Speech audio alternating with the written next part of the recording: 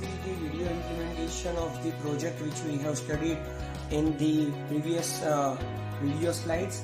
So here is the video implementation of the project. Here is the live project is with me. So let's see how this automatic solar monitoring system works.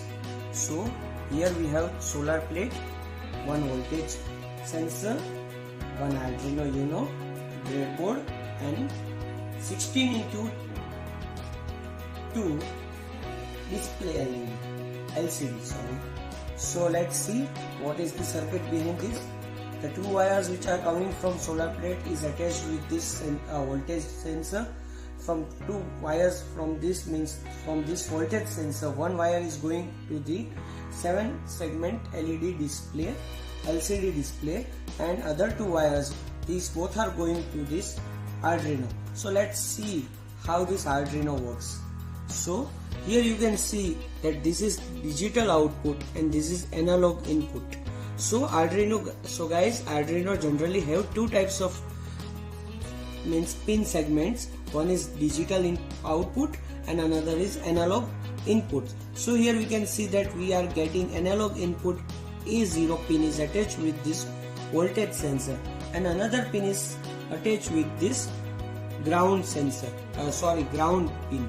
So it is providing energy to this, means it is providing power to this voltage sensor, and in return one wire is going to this 7-segment which generally captures the voltage which is coming from the solar plate. So now let's see another thing, that here we can see this green and blue wire which are also connected to the ground and 5 volt. So to run this LCD display we need power. So from here we are getting ground and 5 volt power to this LCD display. Now let's see, we have taken inputs inside this Arduino Uno, and now let's see how outputs are generated. So initially let's see the configuration of this Arduino Uno. As I already told you, this is digital output and this is analog input. You can see this is reset switch. The code which is already fed inside this Arduino, if you want to reset that particular code and you have to code it again, then you have to simply press this switch. This is the input power, means from here we can get we need 5 volt or 9 volt power from this input so that the Arduino board can run. And rest are some sensors, rest are some registers and other things which we will see in the further videos. So let's see now, as we have already seen that we are getting analog inputs from voltage sensor. Now let's see how digital output. So from pin number 2 to 7 it is connected with this LCD segment.